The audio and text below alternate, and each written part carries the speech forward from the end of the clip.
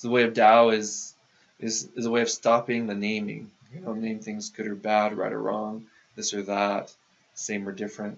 So, right? This way of naming has to do with personal preferences. So, for example, if I name something or someone beautiful, then by the other side of the coin seems to notice the idea that this other person, this other thing is ugly. These differentiations are often not very helpful for our lives, right? Or naming this thing good has this other side of the coin that these other things are bad, right? Making these differentiations are often more harmful for our social relationships as well as for living a very happy life, right? They often just represent arbitrary preferences rather than really being able to name the way things are. Okay, so rather you want to accept the way in all things, accept the way things are. The Tao moves and is part of everything, and in which everything returns to. Okay? Accept the way things are. Okay? Either everything is good, bad, right, or wrong, or transcends good, bad, right, or wrong, and has nothing to do with them. Right? So, no use to name them these things. Being able to experience your own unity with the world around you, okay, is this sort of sense of your own transcendent unity of all things, becoming one with everything. Right? This is being with the Tao as it is.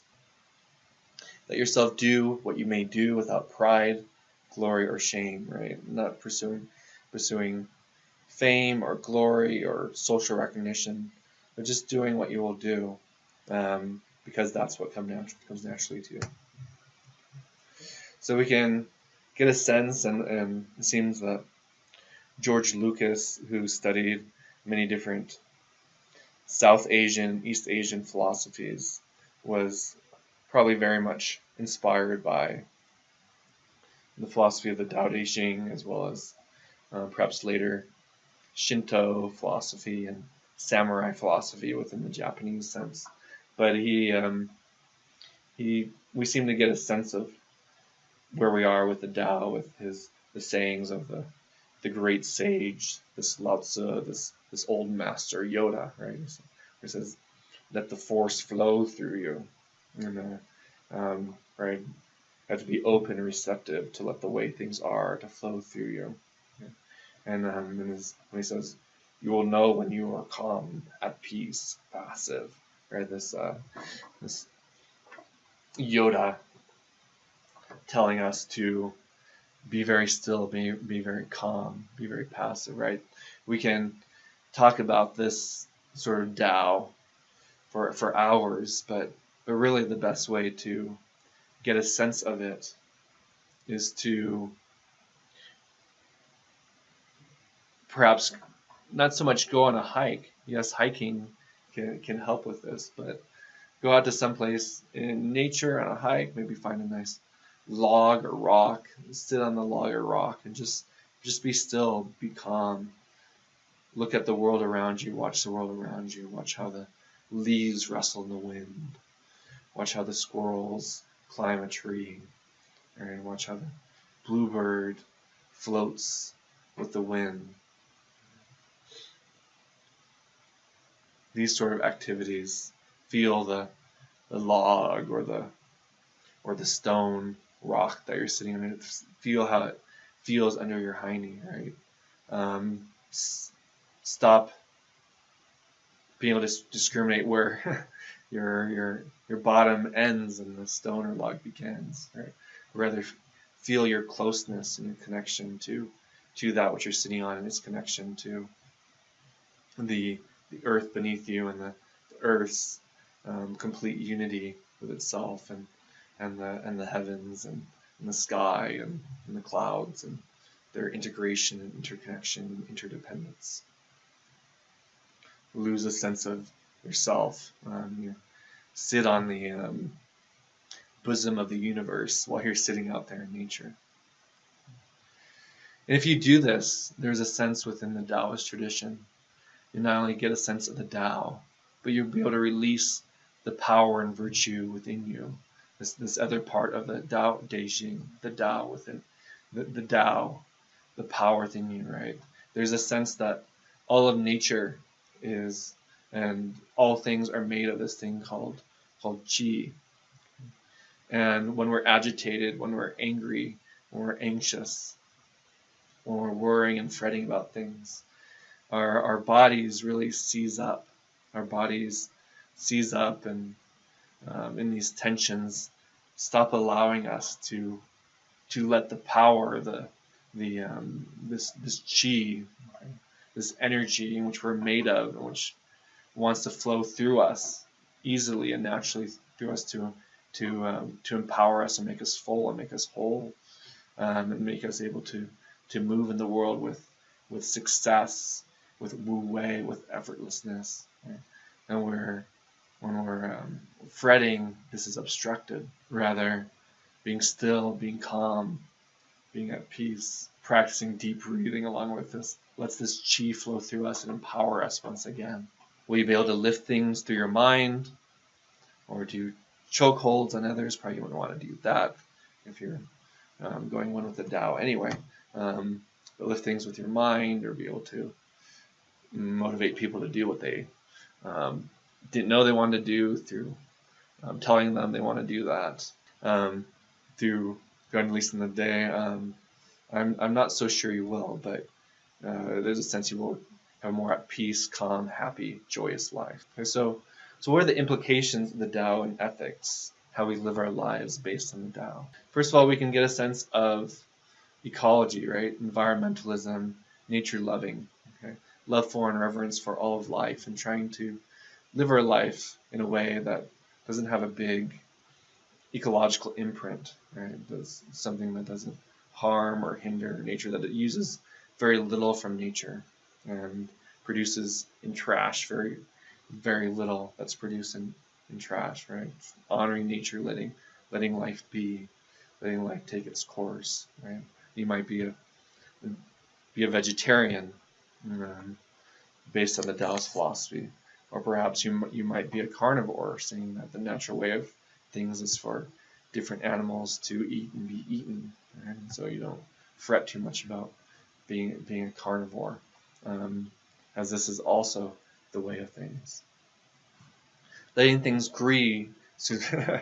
letting things grow, be, and change their natural course and potentials, right? Not trying to impose yourself on others and other things around you, and try to modify and manipulate others to do what you want them to do, or to be the kind of person you want them to be. Rather, let them take their natural course, evolve in their own potentials, and grow as they will. Not trying to lead, or even though you might be the one who leads, right? It's the symbol for the Taoist, the one who practices Wu Wei, is that of the valley, right? The valley, even though it's beneath everything and lower than everything flows to it, and comes down into it, right? And so it has enough. It has what it needs, right? And in a sense, is a leader, even though it's not in the high place of exaltation, or a place on high where it's respected and above everything, right? The Taoist who might work in government isn't pursuing being the number one dog, the number one minister. Being number 9 is more than enough, right? And then you don't have people really competing and trying to one up you and eliminate you and get your job or undermine you. You're kind of behind the scenes doing your thing, and doing it naturally and easily enough, and there's not this rat race of competition that you need to concern yourself with. Or perhaps we can also think of this in kind of the sense of the Albus Dumbledore in the Harry Potter series, where like Yoda has so many wonderful quotes, and saying it's often the people that are the best leaders are the ones that never pursue a position of leadership, but find that they, as they do what they do, that they're good at it, and by their own surprise, that that when they're called to do something, that they do it well and they lead well. It's a very horrible paraphrase of what Dumbledore said, but I'm pretty sure that was the basic idea. Being content, one will always have enough, right? Um, the Taoist is very happy with just having the little things in life, being able to breathe, being able to have clean enough water to drink, have some basic amount of food to eat, having some friends to associate with, being able to relax and chillax with nature, right? This is a wonderful way to live, and a happy way to live, and you don't need much more than that. In fact, that's more than enough, and it's an abundant way of life, just having that.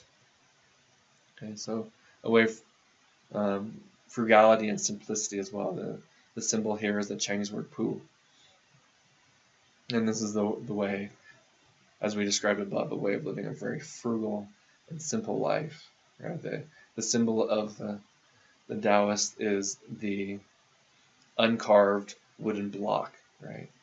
Not someone that needs to be immersed in social customs and be changed and morphed by a great deal of education and practices and more. So we see a fierce distinction with Confucian principles of living very ritual and abiding by certain customs and ways of courtesy and politeness and ritual observance, right? It's kind of more freely and simply doing what comes naturally in your life.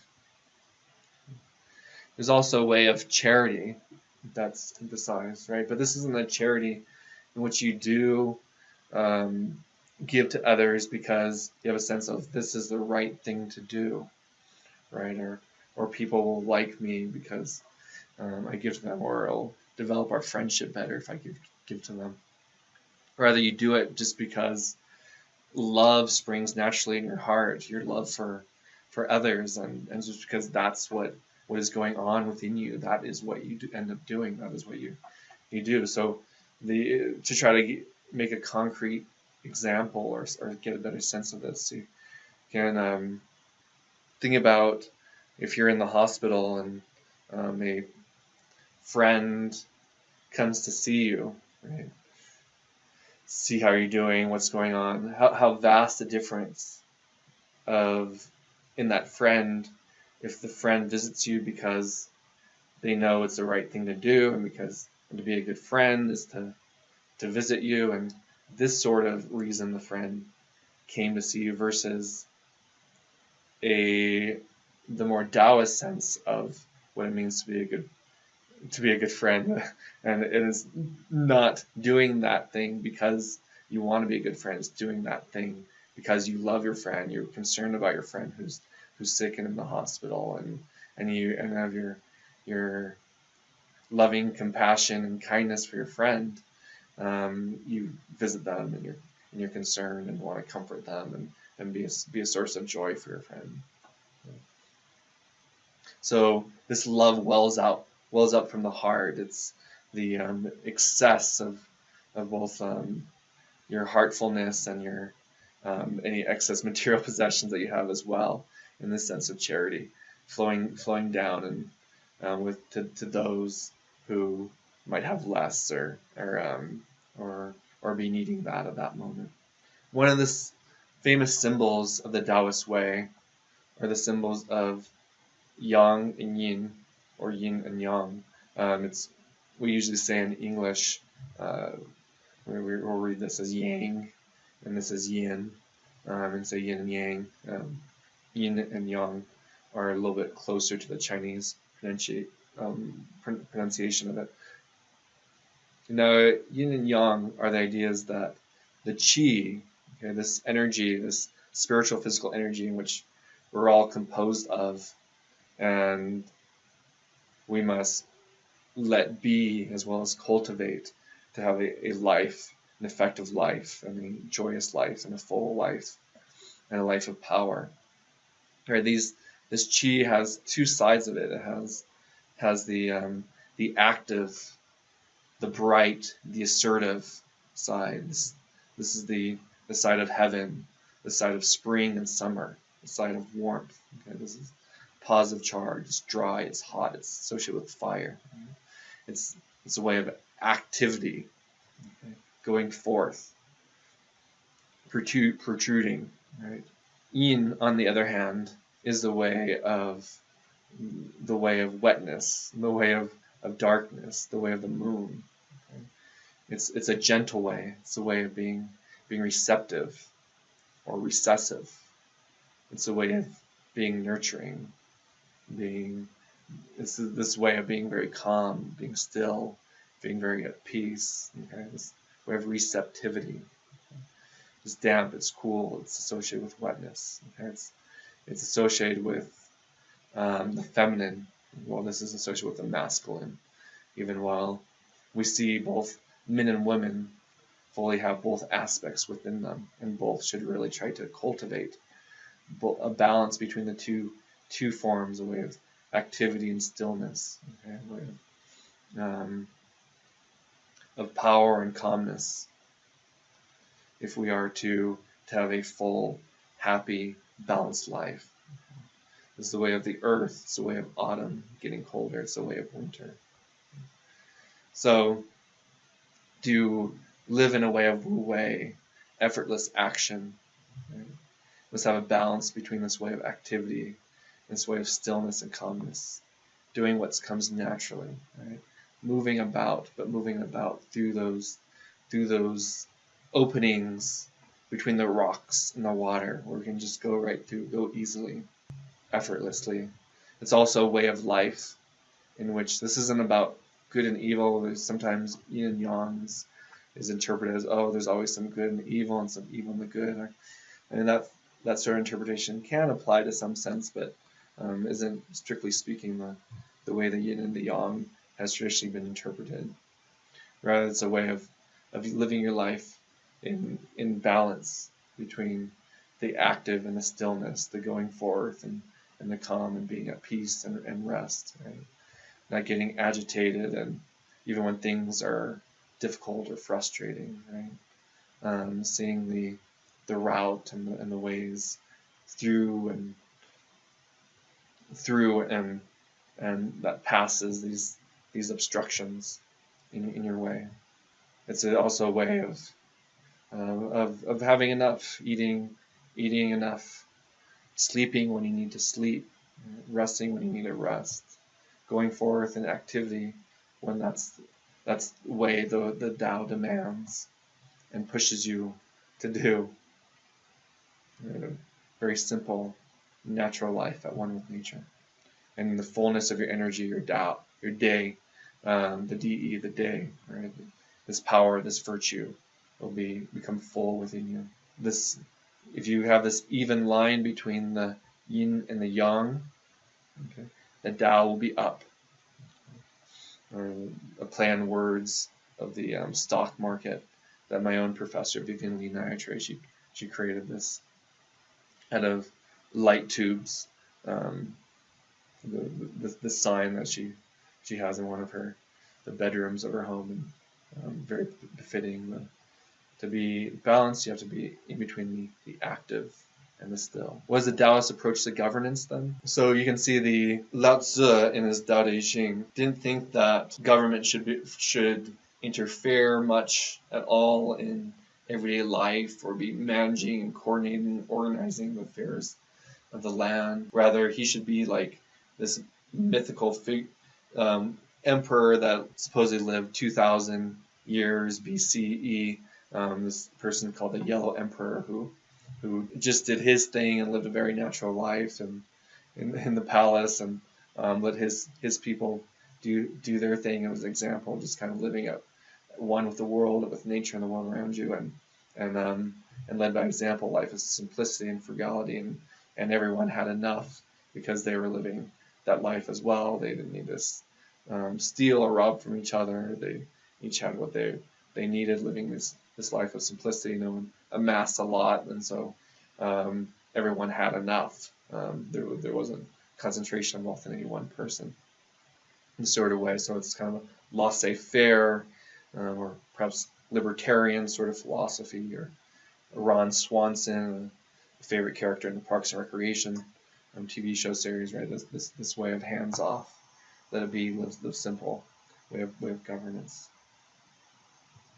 There's different forms of exercises that emphasize and try to practice through the movements of your own bodies, the way of Tao, and try to let be and move and flow the Tao within you that is represented in the power and in the chi in which you're made of, and is constantly flowing through you. So this way of very natural fluid movements in Tai Chi or Tai Chi Chuan exercise tries to get a sense and feel for the natural flows of energy from the world around you, within the wind, within your own being and physical body, and through these exercises, let this energy, this power flow within you much easier, and let your feet, your feet are the base of your whole life. Okay, the feet become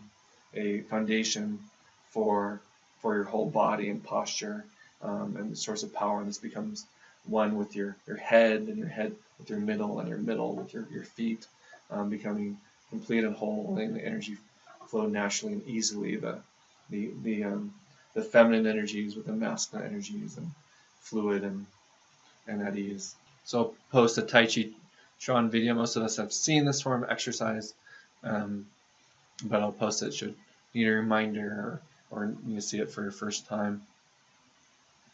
And they're basically doing these types of movements. When I lived in Macau, a special administrative region of China in southeast China, I would see people, mostly retired people, but some working age people, in the public squares and in the public parks, and they would be in places like this, just doing Tai Chi together and moving and starting their days early in the morning. As I'd ride on the bus to a school I was working at, I'd see them doing their thing, and I was like, what a wonderful way to start your day. This way of trying to move in harmony with your own body and with the world around you, and a way that really symbolizes acceptance of the constants and change, right? There's certain constancies, but the world is constantly shifting and changing. The only constant really is change itself, and being okay with that and moving along with it. And with these, the Tai Chi often incorporates slow movements and breathing, and this is a way to let that power, that day, within you, represented as that is the chi, this spiritual physical energy, flow through you easily and naturally, a way of energy and flow. Now, Taoism, as we said at the beginning, is also the way of immortality. And so let's say a brief word about that. So there's a sense that moving with the flow of things, moving with the natural rhythms of nature, giving what you need, not living a life of low stress and low anxiety, it'll be a way in which you live a full life and a long life. So perhaps not immortality itself. There's a sense that when you die, it's just a shift, a change of nature and your own energies and physical aspects just merge and morph and change and become one with nature and continue on that way. There's other legends of the great Taoist sages when they attain a ripe old age as kind of being absorbed into the clouds and becoming one with the elements, and or flying freely as kind of these spirit-like ghost figures. And those who are fans of some of the famous martial art Chinese movies remember the scene where the woman jumps off the mountain and just kind of becomes one with the mist at the end of Crouching Tiger, Hidden Dragon. And so there's kind of these legends about these things, but it has more to do with cultivating the inner life force, the chi within you, and using proper breathing, a certain philosophy of diet, eating well, a balance of the different nutrients you need, and both foods that are associated with more active elements or yang, or receptive still elements, or yin, having balance of these sorts of foods in your life. There's ways of meditation, visualizing, that cultivates the energy within you, and to try to bring about the fullness of your own inner energy, your own power, so you can be a full, effective, efficacious being at work in the world, or at work in a way of effortless action.